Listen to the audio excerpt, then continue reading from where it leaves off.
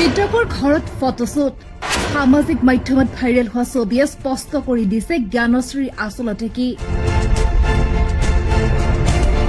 এফালে পুত্ৰ অখিল গগৈৰ শোকত হেতা পৰা মুখ আনফালে কাষতে থিয় হৈ দাঁত উলিয়াই হাঁহি জ্ঞানশ্ৰীৰ নিৰ্বাচনী গৰম বতাহে জ্ঞানশ্ৰীৰ গা এনেদৰে পুৰিলে নেকি যে হেৰাই গ'ল ন্যূনতম কাণ্ড জ্ঞান মৃতকৰ ঘৰলৈ সমবেদনা জনাবলৈ নে নিজৰ পাব্লিচিটি কৰিবলৈ গৈছিল জ্ঞানশ্ৰী বৰা ৰাজ্যজুৰি এতিয়া তীব্ৰ চাঞ্চল্য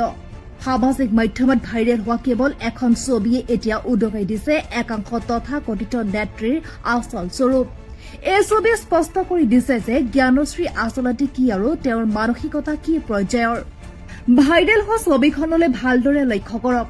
য'ত এফালে মাতৃহাৰা অখিল গগৈ শোকত ভাগি পৰিছে ঠিক তাৰ বিপৰীতে তেওঁৰ কাষতে থিয় হৈ থকা জ্ঞানশ্ৰীয়ে কেমেৰাৰ ফালে চাই এনেদৰে দাঁত উলিয়াই হাঁহি হাঁহি পোষ্ট দিছে যেন তেওঁ কোনো বিয়া সবাহ বা পাৰ্টি খাবলৈহে গৈছে কেমেৰা দেখিলে যেন সকলো শোক তাপ পাহৰি স্বয়ংক্ৰিয়ভাৱে হাঁহি ওলাই আহে জ্ঞানশ্ৰীৰ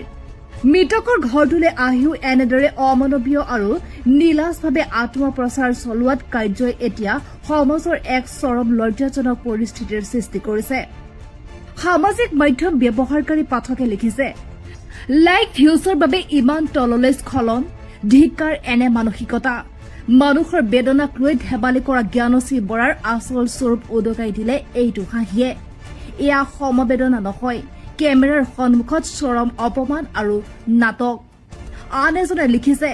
এফালে মাতৃক হেৰুৱাই এজন ব্যক্তি আৰু তেওঁৰ পৰিয়াল শোকত ভাগি পৰিছে আনফালে তেওঁৰ কাষতে থিয় হৈ এনেদৰে দাঁত উলিয়াই হাঁহি হাঁহি পোষ্ট দিবলৈ মানুহৰ কিমান অমানৱীয় আৰু নীলাজ মানসিকতা থাকিব পাৰে মানুহৰ সংবেদনশীলতা আৰু কাণ্ডজ্ঞান আজি কোন পৰ্যায়লৈ অৱনমিত হৈছে চৰম অপমান ধিক্কাৰ এনে মানসিকতা ছচিয়েল মিডিয়াত কেইটামান লাইক আৰু ভিউজ বুটলাৰ বাবে মানুহ আজি ইমান তললৈ নামিব পাৰেনে